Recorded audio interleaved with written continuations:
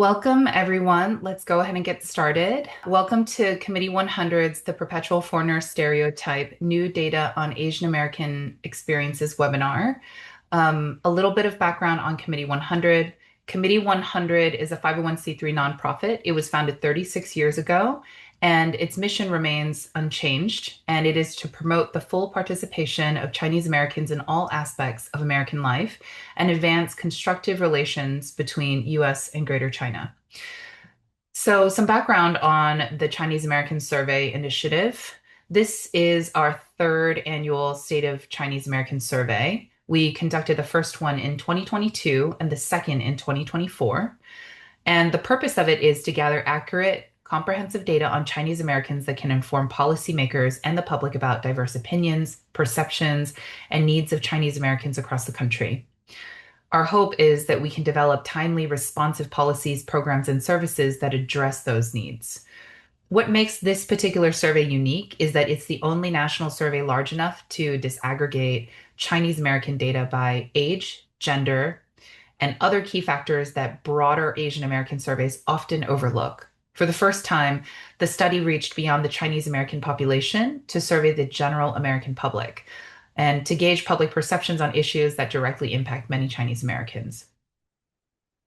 In today's discussion, we'll examine new national survey findings on the perpetual foreigner stereotype and its impact on belonging and mental health for Asian Americans. And today is the formal launch of the second 2025 State of Chinese Americans report on the perpetual foreigner stereotype. And you are the first to hear our findings. The report will be available for download after the event. And I am joined by panelists, Vivien Leung, PhD, Assistant Professor of Political Science at the University of Santa Clara, and Teresa Hsu, PhD, Founder and Executive Director of SPEAK, which stands for Supportive Place for Empowering Asian Americans and Kins. I want to thank the Committee of 100 members, Jerry Yang, Oscar Tang, and David C. for sponsoring the 2025 State of Chinese American Survey.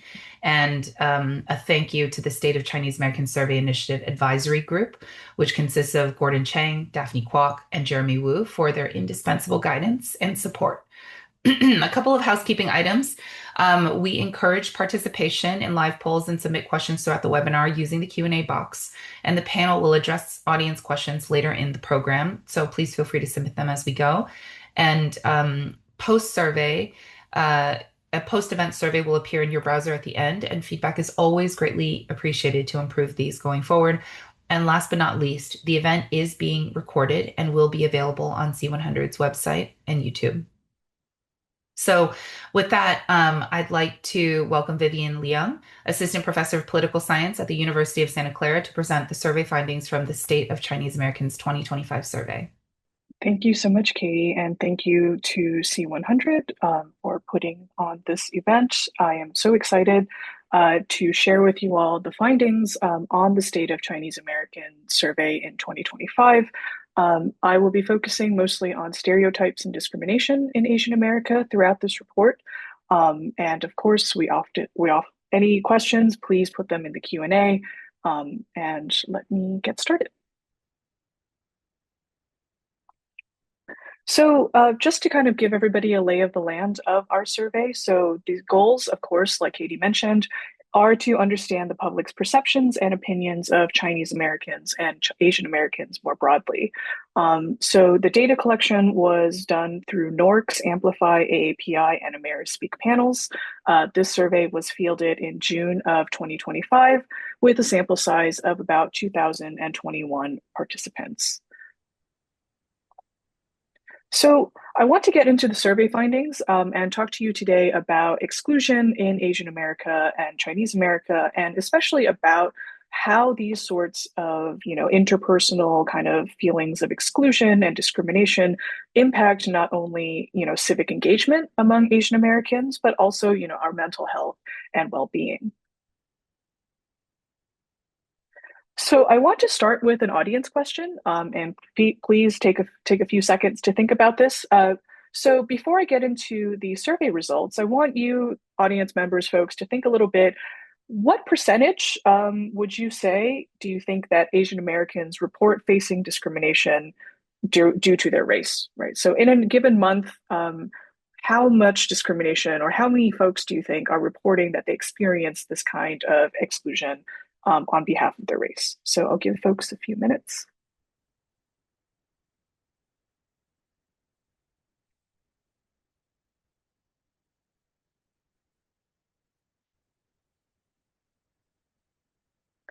Okay, so wow. So our breakdown of the audience polls says that, a little bit under half of you said that over 50%.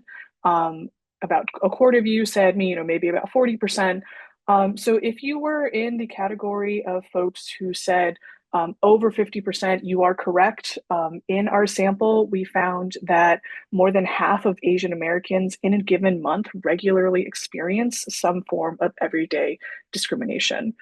So when I say kind of everyday discrimination on behalf of race, I mean things like derogatory comments, right? I mean things like poor treatment by strangers, right? Poor treatment in service areas, interactions with other people, and you can see in our sample that 54% of Asian Americans report feeling and experiencing some form of this in any given month because of their ethnicity, right? And if we look at that vis-a-vis other groups, especially looking at whites, you can see that on average, folks of color in the United States are reporting experiencing some form of discrimination at any given month, right? And so I'm going to break down kind of what that looks like for Asian Americans.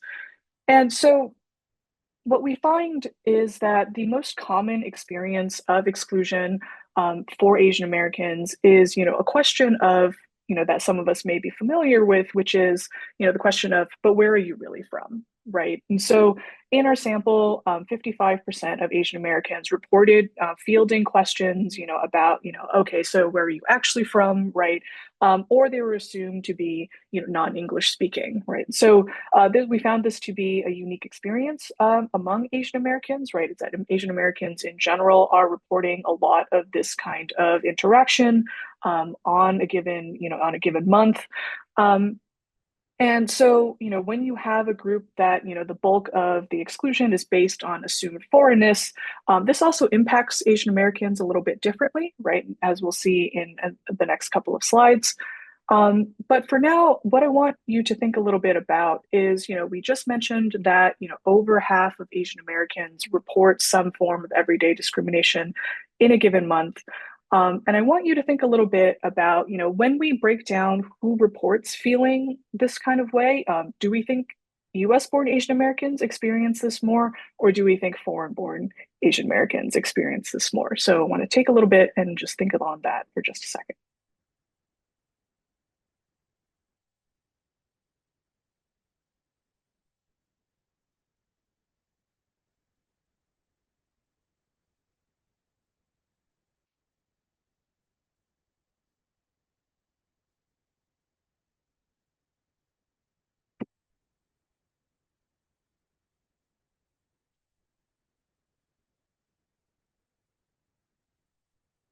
Yeah, so it looks like a little under a third, two-thirds of you all, 62% said US born Asian Americans. And you are correct. It is that when we broke down our sample among US born and foreign born, you can see here on the top left, US born and foreign born Asian Americans both receive this kind of stereotype, right? Both this impacts both U.S. born and Asian American and sorry, foreign born Asian Americans who regularly receive these kinds of assumptions of being, not from the U.S.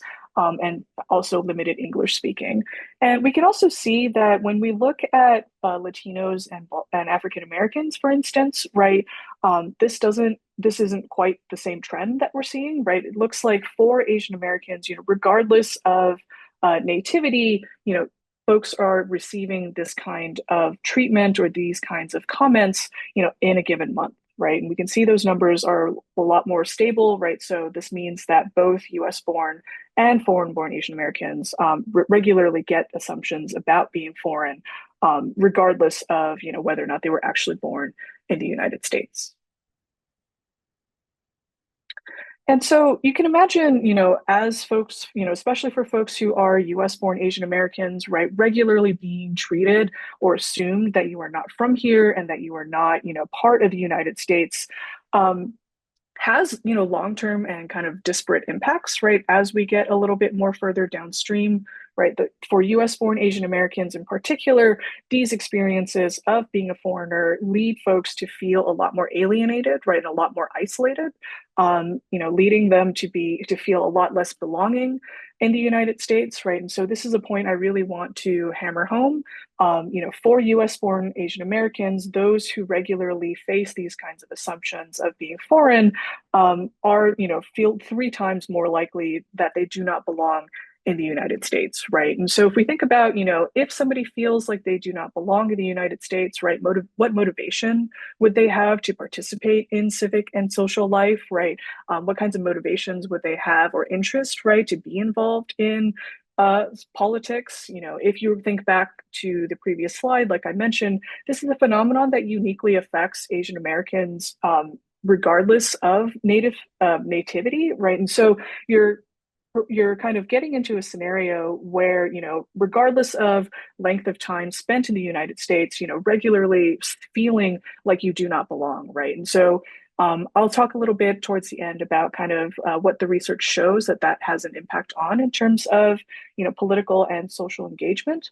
Um, but for US born Asian Americans, regularly feeling this way is not only associated with feeling three times more likely that they don't belong, is that this is also associated with a greater level of distress among US born Asian Americans, right? So in addition to feeling like there's a lack of belonging in the United States, assumptions of foreignness, right? Questions about, but where are you really from, right? What language do you speak? Those are also associated with greater psychological distress, right? And so when I say greater psychological distress, what this means is that when we ask folks about measures about, their anxiety, about their level of depression, sadness, feelings of worthlessness, all of these are exhibited at a much higher rate among US born Asian Americans that encounter this type of exclusion, right? So not only, feeling like you do not belong socially or politically, right, you're also, feeling a great deal of mental distress as individuals encounter these sorts of um, feelings of exclusion.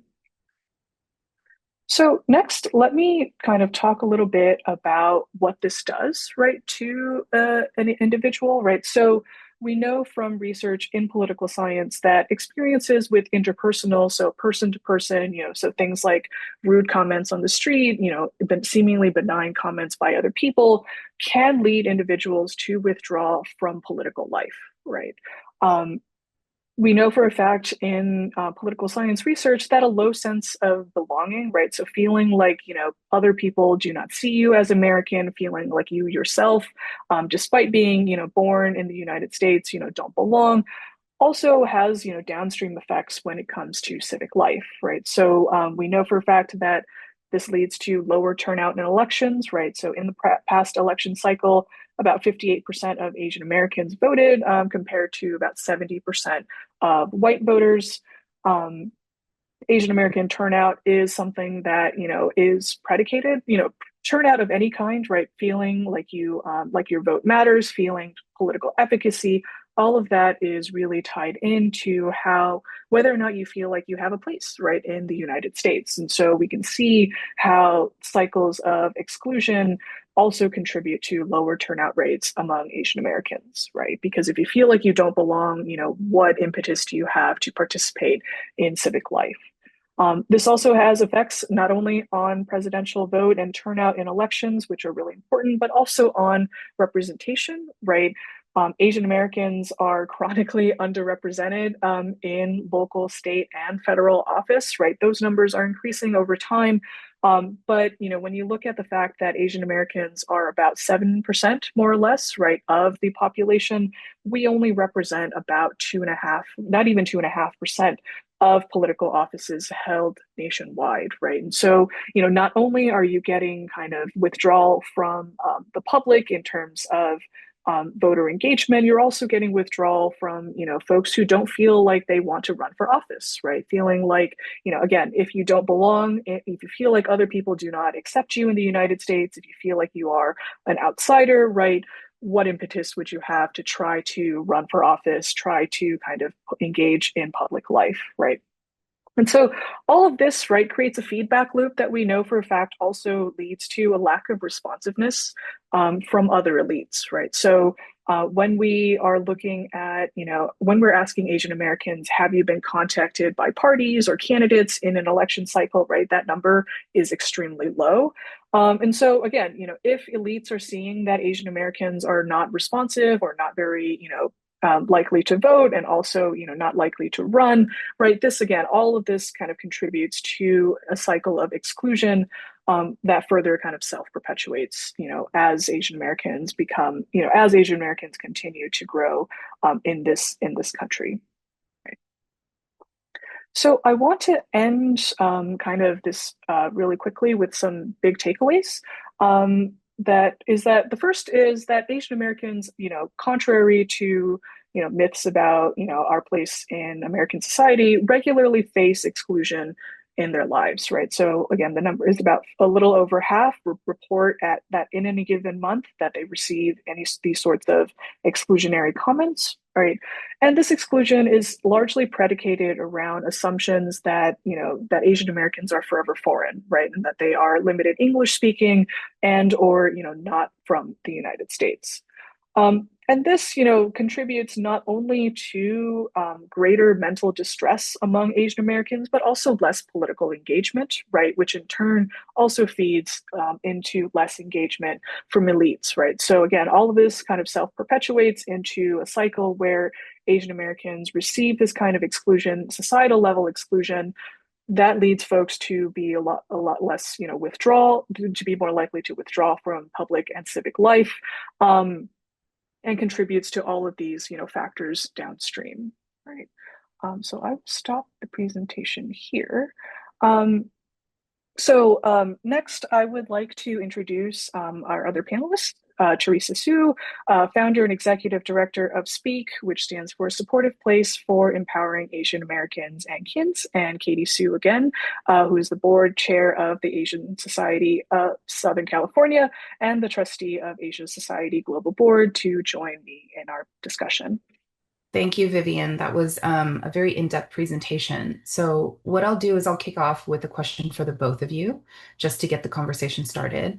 So the survey shows that non-white Americans broadly face race-based discrimination. What makes the perpetual foreigner stereotype distinct from other forms of everyday discrimination? I can start with that. So that's a great question. So the forever foreigner manifests a lot differently, right? Because race in the United States continues to be very physical based, right? Based on appearance, based on phenotype, and so that's not something that folks can really escape, right? And so regardless of the length of time you spend in the United States, feeling like you are always going to be an outsider, right? Never being able to really escape that because, just based on looks, you already appear to be a foreigner. It's not something that you can really escape, right? Because of the way that race is kind of perpetuated in the United States. Teresa? Thank you, Katie, and thank you to C100. I'm very happy to be here. I'm going to piggyback off of what Vivien said. Completely agree that many of these stereotypes really focus on behaviors, appearance, or abilities, but this hits at this person's rightful place in society. And there's a little bit to the mechanism for distress that hits a little bit differently as well, because there's almost this helplessness. Like you can prove intelligence, you can prove ability, but you can also say, hey, I was born in Georgia, and you can still get the question, but where are you really from? I think that's super fair, and I think many of us have experienced variations of that. This question is for Vivien. So our survey found that being born in the US doesn't change how Asian Americans are seen as foreigners, similar to what Teresa just spoke about. So regardless of generation and language or cultural assimilation. Based on your work to date, do you see people using race as a way to determine who's, quote, really American? And how does this fit into what we know about racialization? Yeah, that's a great question. I'm going to actually lean in on some work that social psychology has really looked at. Which is that, in the United States, racialization works on two fronts, right? It's, about assumptions about belonging, right? So who is an insider to American culture, and also kind of a superior, inferior, right, in terms of kind of racial hierarchy.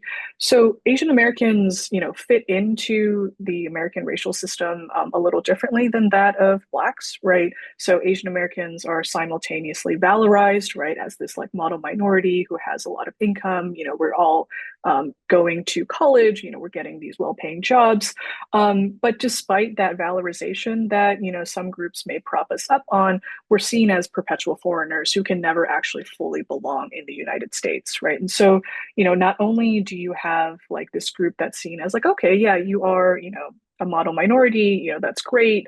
Um, but at the end of the day, we're not going to look at you and see somebody who is American, right? And so kind of thinking back to what Teresa was saying, right? You could be born and raised in Georgia and still, field that question every day based on your appearance, right? And so, that manifests a little differently for Black Americans, for instance, right? Black Americans, look culturally like they belong to the United States, right? Face very different structural discrimination from that of Asian Americans. But nobody would look at somebody who is Black and assume that kind of foreignness right out the gate, unlike what Asian Americans face. Teresa, I don't know if you want to add anything to that, but my next question is to you and sort of continues building on this perpetual foreigner stereotype. So, how does the perpetual foreigner stereotype show up in the people and families that you currently work with? And what are some of the personal consequences that you've observed? I think what Vivian said was excellent and right on the nose there. And what I would just kind of add to that and also answer your question is that, I don't think any of us are really surprised by these results, right? Psychological distress is kind of a given if there's a constant suggestion that you don't belong. The way that trickles down and manifests, though, can be in different ways. So I can share a personal example. During COVID-19, I was working at one of the hospital systems and a patient had refused to see me. Um, Another way in which this can work is how teens move about in spaces like schools. So, for example, the CDC found a couple years ago that Asian American teens are bullied more than any other race in US high schools at a rate of like 67%. So this stereotype is incredibly harmful to many populations, from old to young, just because of the way that we appear. It's a bit disappointing to hear that, that happened to you, and I'm very sorry that that happened to you. But it is a big part of why we're having this discussion is to really uncover like how we address some of these things going forward.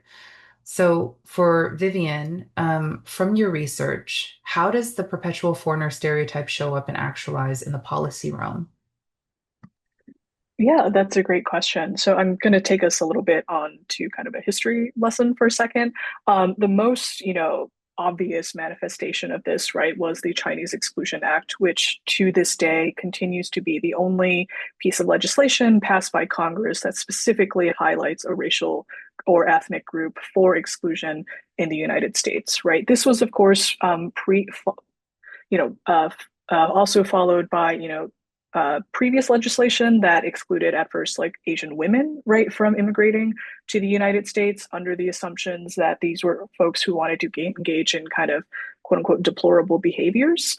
Um, Outside of Chinese exclusion, right, Japanese internment, right, again, a total exclusion of a group based on appearance, based on nationality, and so, we're seeing, these things have real world impacts, right? The feeling that, Chinese Americans and Asian Americans do not belong is not just kind of this like amorphous thing that is held by random people on the street. This manifests in policy. This manifests in the ways that, we educate one another, right? I'm also thinking, again, a more recent example of 9/11, right? Of, post 9/11, right? The kind of treatment of Sikh Americans, right? Being mistaken as like Arab. And so there are all these sorts of ways in which, exclusion manifests, thinking a lot also about COVID-19, right? That was less of a policy manifestation, but more of like the way that elites were talking about Asian and Chinese Americans, throughout the entire pandemic. And so again, these things have real world impacts, right? We also saw that with, the kind of scrutiny of Chinese scientists, right? In the last, 20 or so years, also the scrutiny in the 90s about donations that Chinese Americans were giving to politicians, right? And so again, it shows up in many ways, and kind of like Teresa was saying, it's particularly insidious because these kinds of questions of foreignness are kind of nobody is taking them as like offensive, right? Nobody is kind of thinking about this question as like, okay, that's not how we also treat other people, right? Why is it that this only for this group do we receive these kinds of comments? So before we move on, we have a live question I think we should just try to integrate because it's very on topic. Is there any research on trends in Asian Americans running for office or political representation more generally? Yeah, that's a great question. So every year, more and more Asian Americans are running for office, which is incredible, right? Again, there's only less than 2.5%. Really want to get those numbers up. So within the last 5 to 10 years, we have seen a bigger uptick in Asian Americans running for office, right? Chiefly especially among Indian Americans and Chinese Americans as well, and Vietnamese. And so the numbers are going up. Some of that has to do with the fact that if you think about, the population of Asian Americans, right? A lot of folks, again, post exclusion came after 1965, right? So if you factor in time to either become naturalized and then register for, to vote and run for office, or, their children coming of age in the United States and then, becoming politically active and, wanting to run for office. So that number is only going to go up as time goes on, right? Especially as this population spends more time in the United States, right? Similarly to that of Latinos, actually. And so the numbers are going up, but I think a lot of that, and this is also my personal take, is we also have to think about, what the parties are doing to kind of recruit Asian Americans, to be running for office. So very, very good points. This question is for the both of you, and maybe we start with Teresa. For someone born in the US who still regularly gets asked where they're really from, what is the cumulative toll?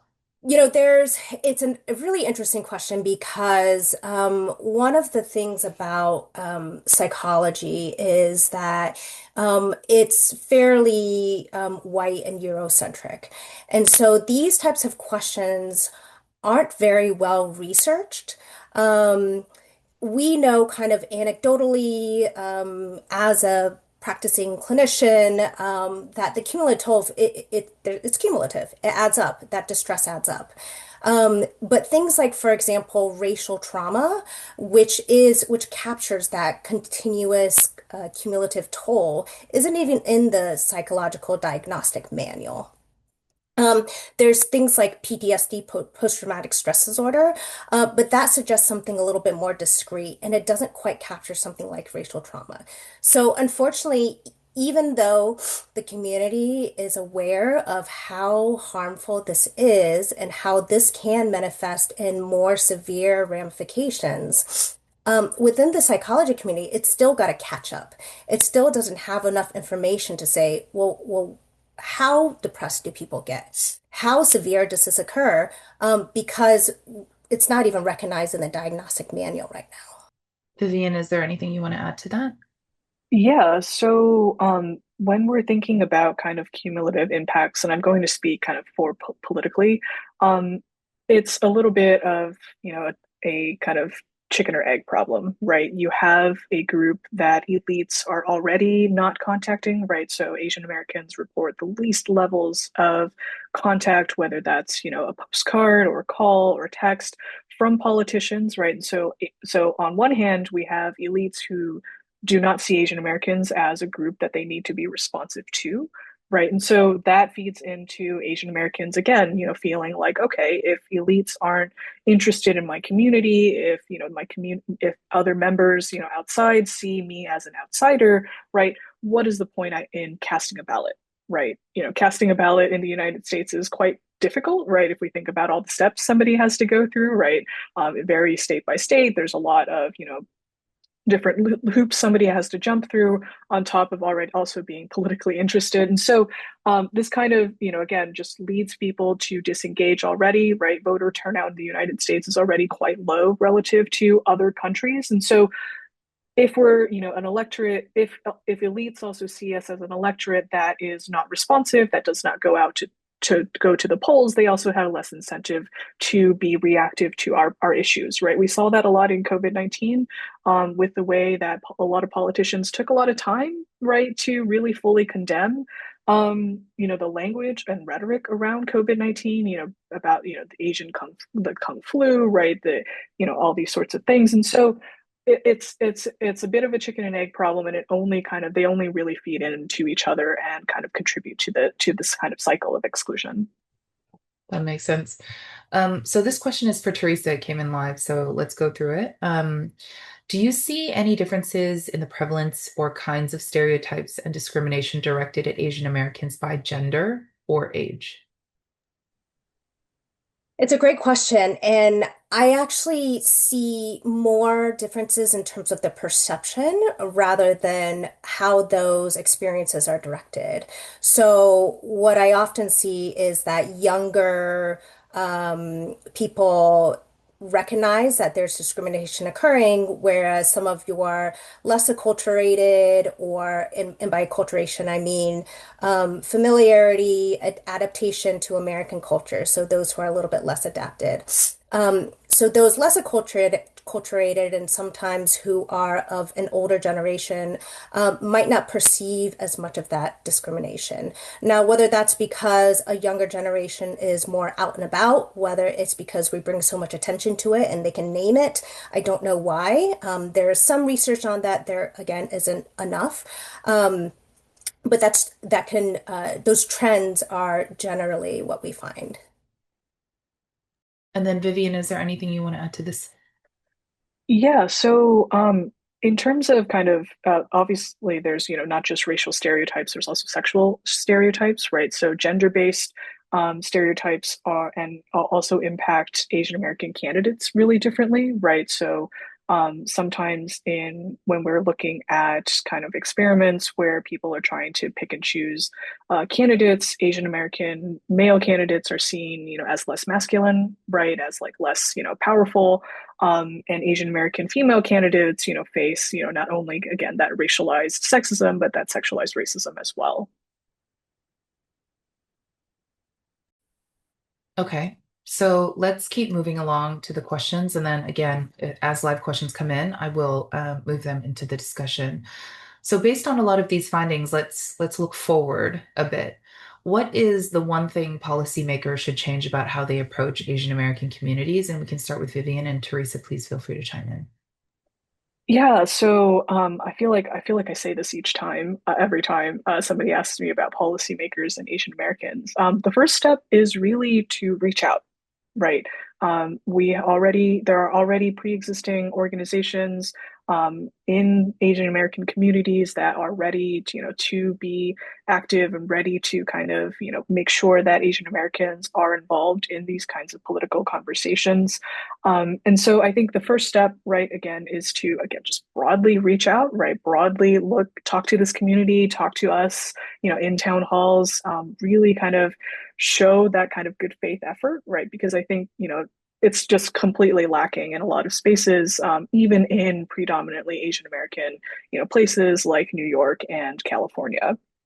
The second is also to remember that, and some of the audience questions have gotten into this, is that Asian Americans are also a very diverse community, right? And so what impacts one national origin group may not be what impacts all. And so to be, careful and cognizant that this is a population that has very different needs and very different, I think the statistic still is that Asian Americans have the greatest income disparity within community, right? We have some of the highest levels of income in certain areas and some of the lowest levels of educational attainment and, income attainment in this country. And so, recognizing that this is a very diverse group that has very different needs, but the first step is always, we need to be reached out to, right? It cannot just be organizations, clamoring for a minute of their time.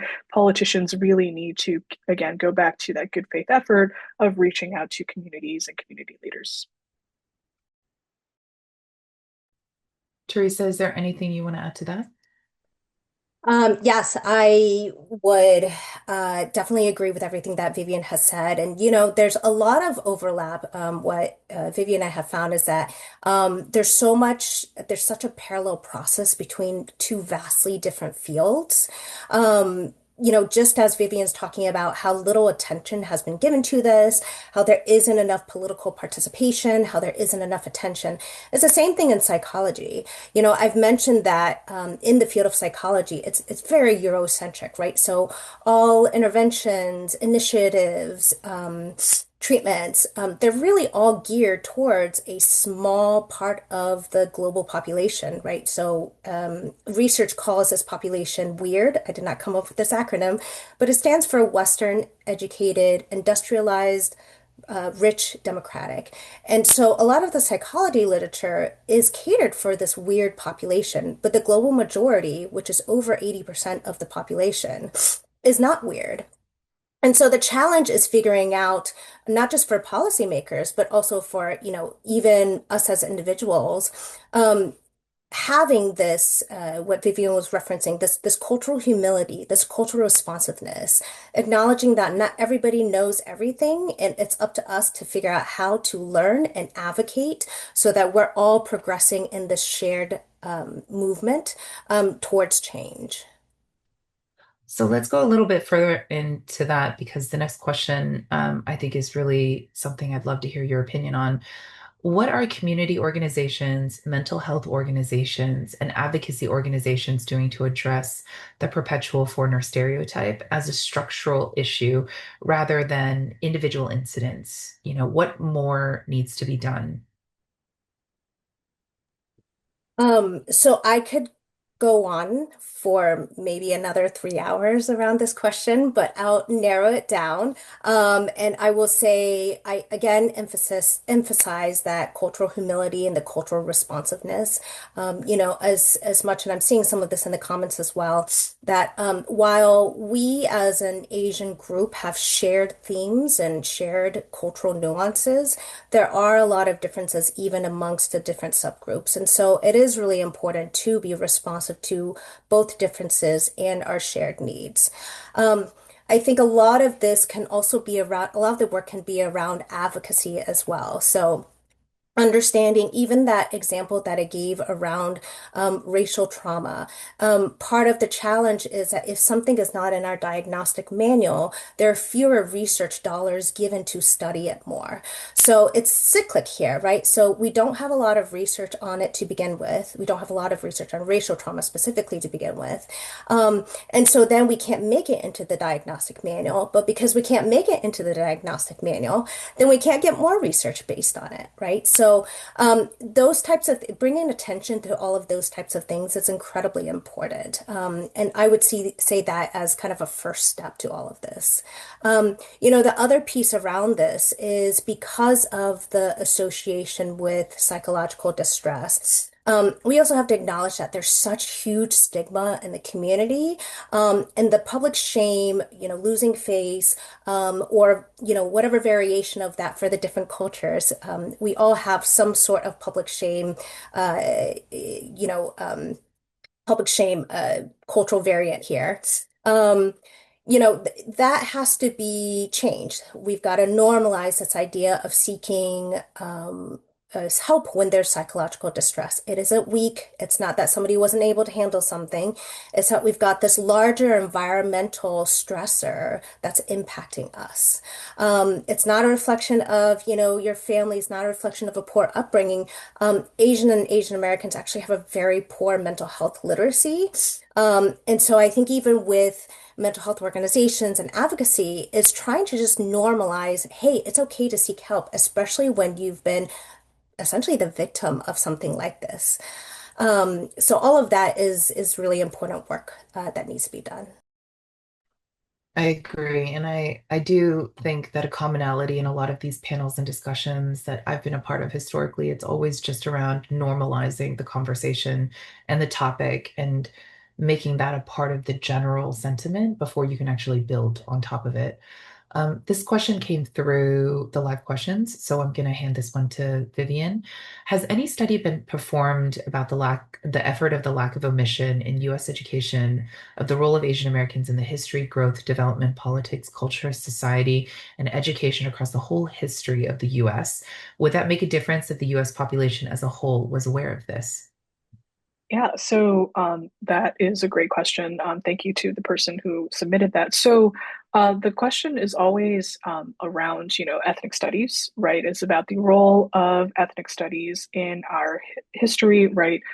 A lot of American students, especially if you went through public education, don't really get any form of ethnic studies or like ethnic history, right? Until they hit college, right? Until they're, past 18, until, they're already kind of beginning to engage in politics, engaging in civil life. And so there is something to be said here about there is just a lack of Asian American history that is taught in the United States, right?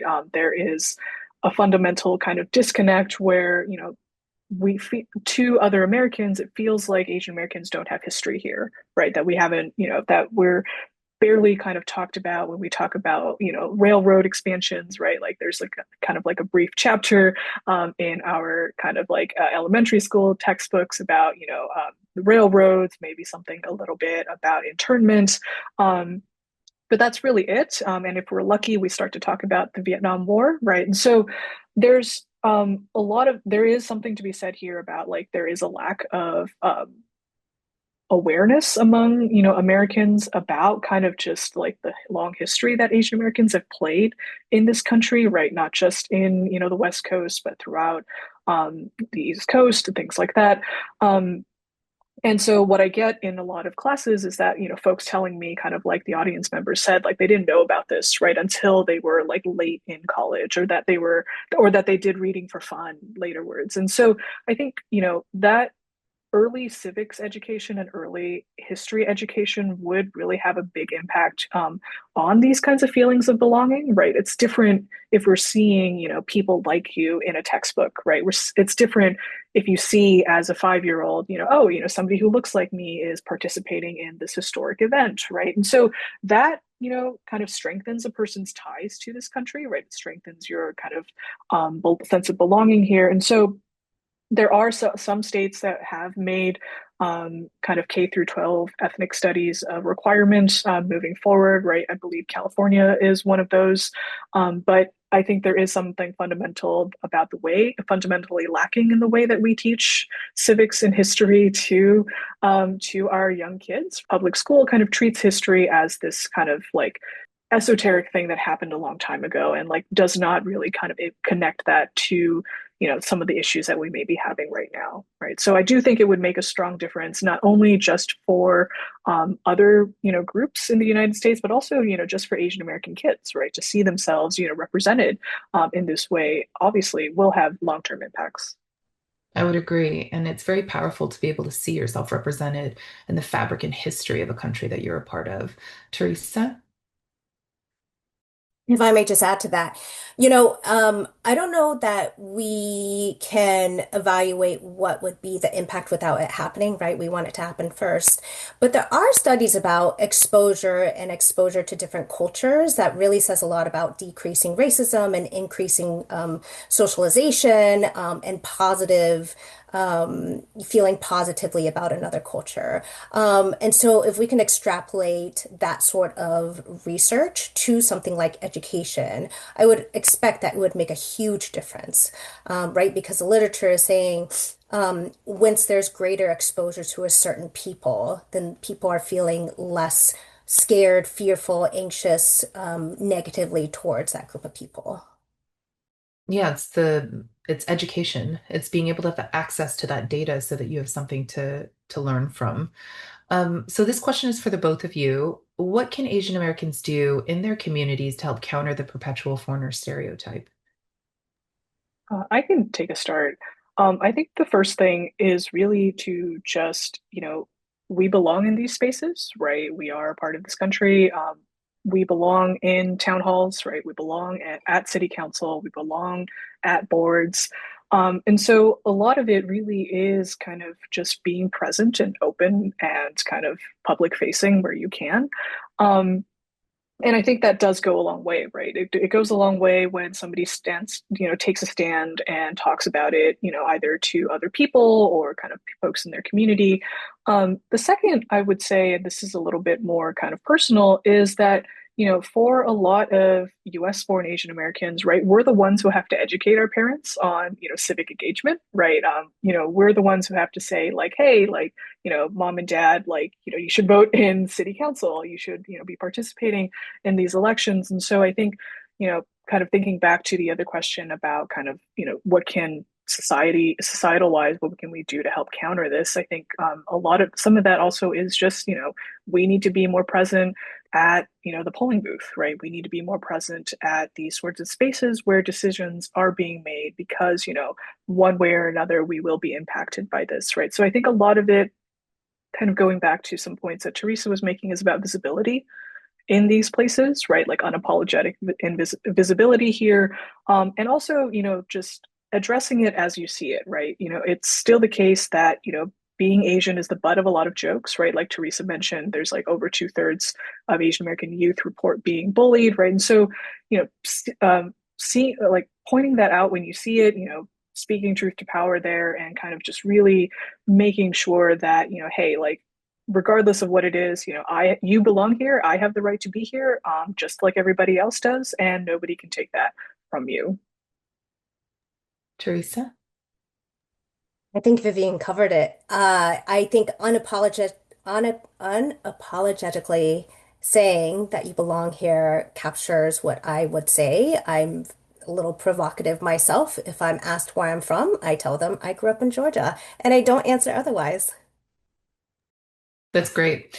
And if I may offer a little bit of guidance here too, I think from my own personal experience is that that sense of belonging the both of you spoke so well to, I think that's a very key piece to breaking and countering the perpetual foreigner stereotype. It's that these rooms were built so that we could be in them, and oftentimes, even though we're the only, and that creates its own set of circumstances, we should sit in our own power and we should allow ourselves to feel the sense of belonging because we obviously earned the right to be in that room, to sit at that table, to drive the decisions that we're driving. And I think it's really important for all of us to remember that.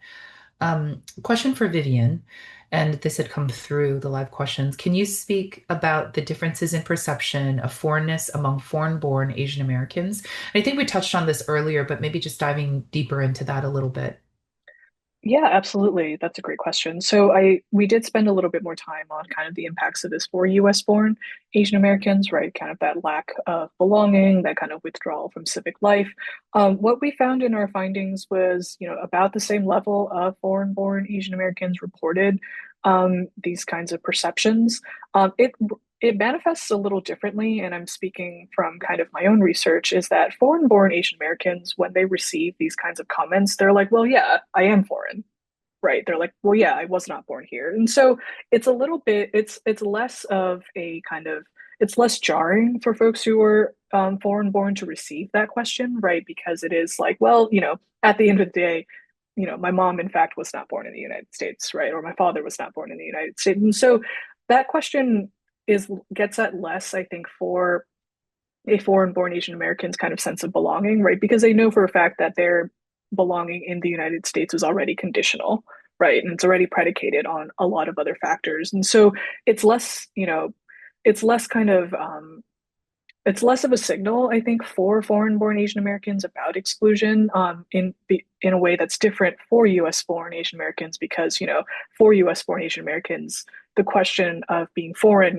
undercuts their entire life experience, right? It undercuts like like I was born here, like I have no other answer to the fact that I was born in California, and so yeah, it does impact foreign-born Asian Americans a little differently, mostly because there is like that residual, like, yeah, I was, maybe I wasn't born in the United States. But we still see that, for both folks who've spent a lot of time in the United States and for both folks who've just immigrated, like those experiences among foreign born are still relatively very high, especially when we compare them to Latinos and Black Americans. So I want to go to the last question. And, I think the both of you come from such a unique background, and there's so much depth and so much context that you're able to provide just in the data and the survey results. We always want to end on a high note, and we want to be hopeful for the future that we're going towards. And so, what gives you hope that this narrative can shift? I can start. So what I always tell folks is that all politics is local, right? And so we are seeing a dramatic increase in Asian Americans running for a local office, right? So your state assemblies, your city councils, your mayor's offices, and so I think that that just that level of visibility, right? That level of kind of integration in U.S. life kind of continues to make me really hopeful for the future. Um, and also just kind of thinking about just like year after year, right?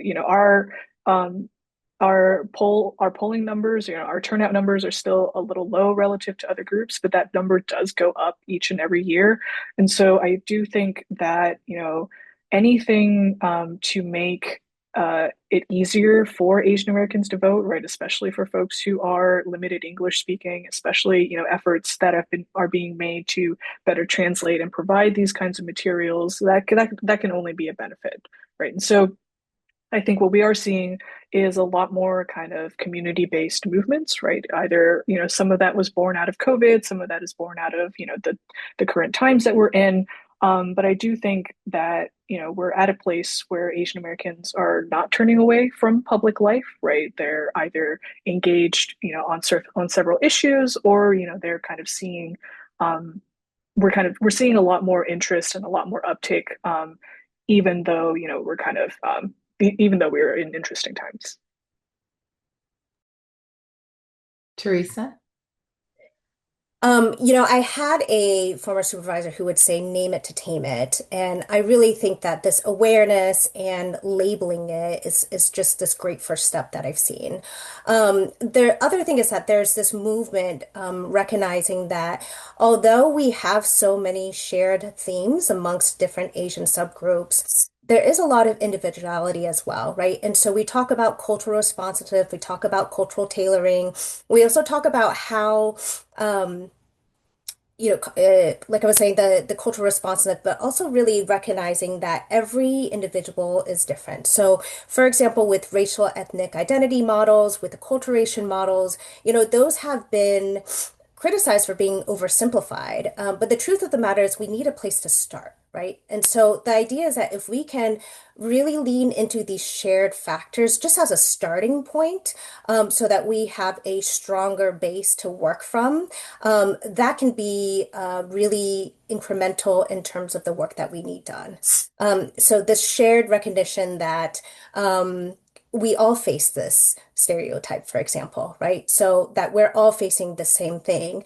We may differ in how we think is the best way to do it, but we're all different people and we all might differ in terms of where we want to start. But, multiple pathways can still lead to the same destination. I love that. And I feel like it's a very hopeful way to think about the future that we could all build together. And to that, maybe let's just add in one last final question, which is we've talked a lot about the Asian American experience, but how can we build stronger coalitions with other marginalized groups so that we can actually lift all of us up in American society. I think that's something we think a lot about. Yes, we have a perpetual foreigner stereotype, but as we work in the Asian American community, how do we change the perception of that across multiple groups?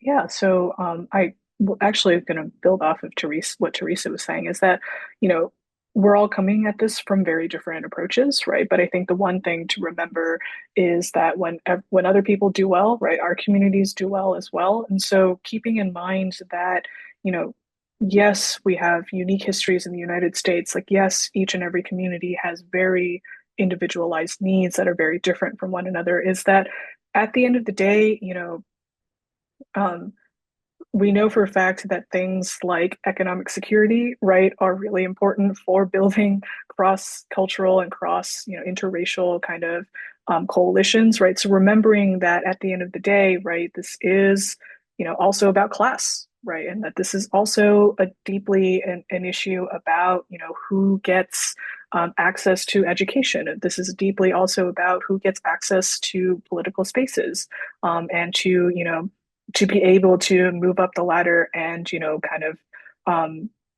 be able to kind of afford to live in the United States, right? These are all issues that cut across every single ethnic origin, national origin, racial group in the United States. And so I think the one thing that I would kind of posit, I think that is also to remember that at the end of the day, this is also a class-based kind of society, right? And so there's a lot more commonality there than I think that some that racial than that I think there's a lot more commonality there among kind of economic and like class-based issues that I think is underlooked, right, by advocacy groups and organizations and community members.